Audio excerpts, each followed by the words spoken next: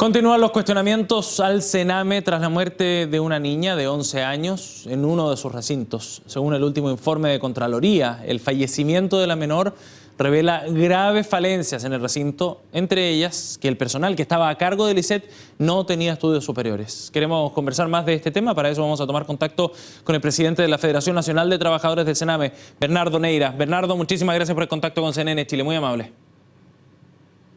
Buenos días, Sebastián.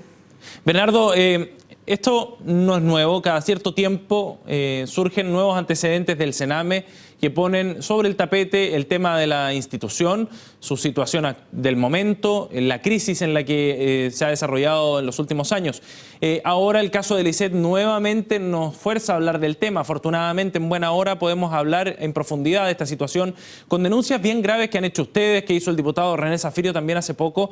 Me gustaría saber en qué situación cree usted que se encuentra el Sename hoy día desde el punto de vista de esta crisis más amplia que probablemente están desde los orígenes del cimiento de este servicio. Sebastián, para poder explicar a la población en general, nuestro Servicio Nacional de Menores está pasando por una grave crisis ya hace bastantes años. Desde que se separan las vías, ¿cierto?, y la atención directa de los jóvenes, niños y niñas en riesgo social, lo comienza a atender en gran parte fundaciones y corporaciones del sector privado, y hay una transferencia de recursos públicos, así como lo sucede en educación y en salud, hacia la atención de los jóvenes vulnerables. Esta crisis se viene agudizando porque no hay supervisión, no existe fiscalización, no hay auditoría de cómo se gastan los dineros y cómo se ejerce la protección o la supuesta protección de derechos en esos centros privatizados del Servicio Nacional de Menores.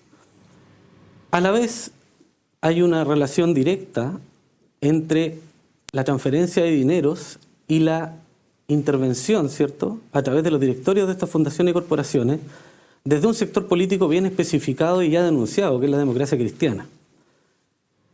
Por otro lado, tenemos dentro del propio servicio, las platas estatales, hay una concentración de los recursos a nivel de asesoría a nivel nacional. Gente que gana tremendos sueldos sin tener experiencia ni la experticia necesaria para trabajar en infancia. Tenemos también una concentración de los recursos en actividades que no tienen ningún sentido para los jóvenes y los niños.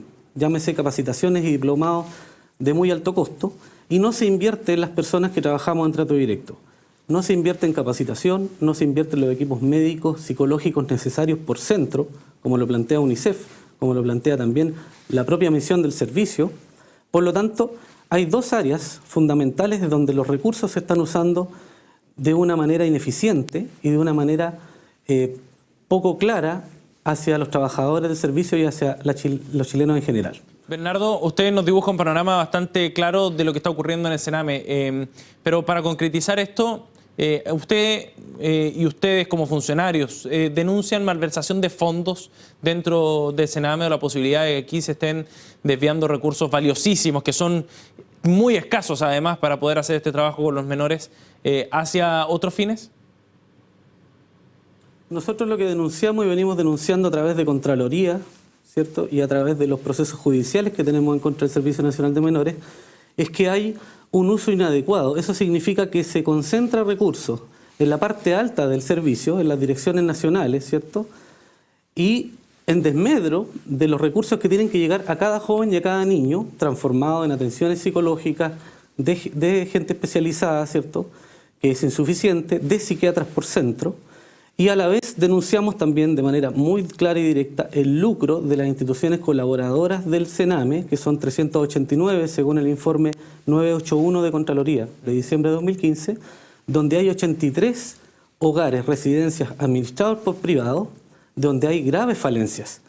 No las voy a enumerar, pero hay un decálogo de las corporaciones partiendo por Opción, que recibe 15.000 millones de pesos al año. Lo que nosotros queremos saber, y el público también se pregunta, ¿dónde está la inversión real de esas corporaciones en cada niño y niña? ¿Dónde está la reparación? ¿Dónde está la prevención del maltrato? ¿Dónde se interviene y se previene?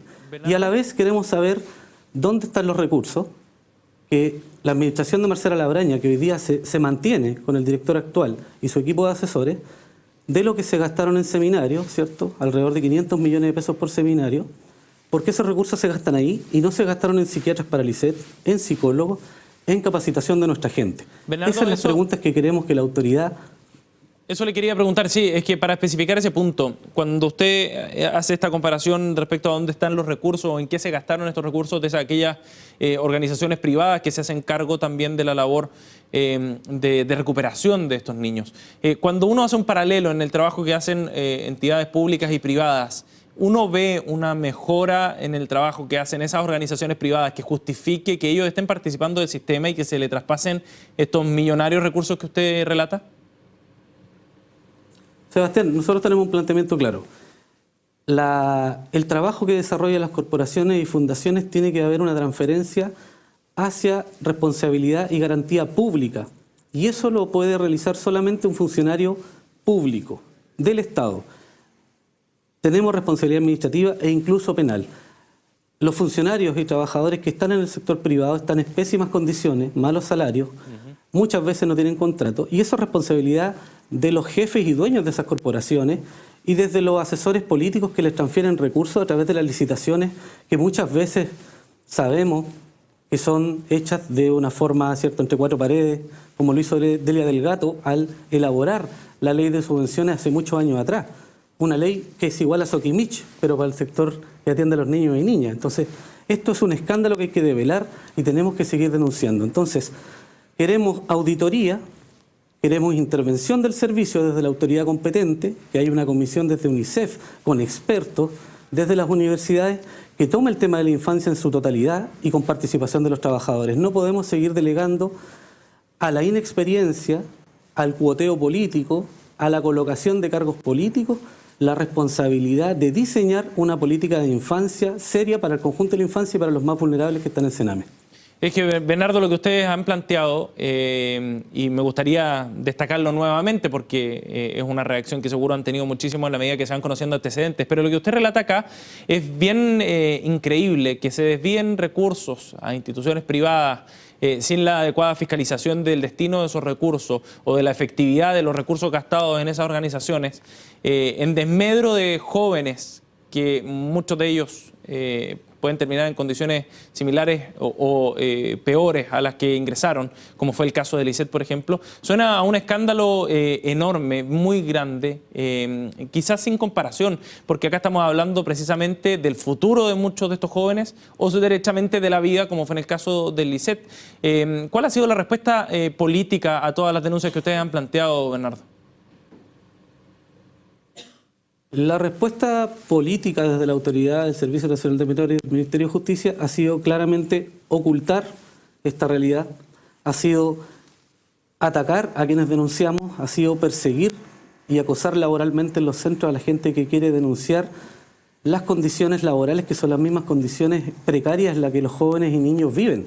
Nosotros estamos 12 horas con ellos, por lo tanto, cuando hay un sector de trabajadores y funcionarios que quieren denunciar, hay un sector bastante importante que está en estas redes políticas, que está en estas redes de cuoteo político, que encubre y no quiere develar esta realidad hacia el resto de la población. Nosotros queremos transparentar esto, que esto se abra a la discusión, que participen los jueces, como han venido haciendo algunos, que participe el sector de salud, que participe, ¿cierto?, los organismos involucrados internacionales, porque esto tiene que ser intervenido ya. No podemos esperar solamente la aprobación de la ley, ¿cierto?, de garantía de la infancia, que puede ser en un futuro próximo.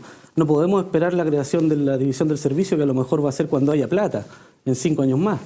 Tenemos y requerimos intervención ahora, porque los recursos se tienen que usar de buena manera y llegar cada peso a los niños y a los jóvenes para su rehabilitación, para la reparación y para la protección de los derechos que decimos defender. Por lo tanto, hay responsabilidad política y administrativa desde el Servicio Nacional de Menores, desde las autoridades políticas correspondientes, desde el Ministerio, para colocar, hacer los cambios necesarios para que los equipos que hoy día han mantenido la mala administración de Marcela Labraña y siguen desde hace 20 años administrando el servicio, tengan una intervención y se hagan cambios necesarios.